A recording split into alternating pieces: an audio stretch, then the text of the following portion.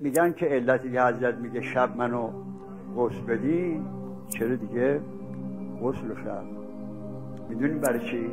برای اینکه میدونست موقع غسل حضرت چشمش به بازو میفته، به این بازوی ورم کرده میفته، ممکنه نتونه تحمل کنه. فرمودن شب غسل هم شب بده، لذا حضرت شب غسل. ولی متاسفانه حضرت دستشون به بازو رسید و سرشون رو گذاشتن به دیوار، همینطور بنا کردن، های های گریه کردن. اسما میگه من گفتم آقا از منفقت زهرا تبکی، از مفارقت حضرت زهرا علیه السلام گریه میکنی؟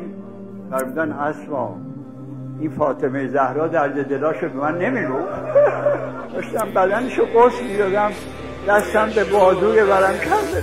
حالا پاشو نگاه کن، دارم عشق میریزم، تنهام عزیزم عزیزم عزیزم. چی اومد سر محسن،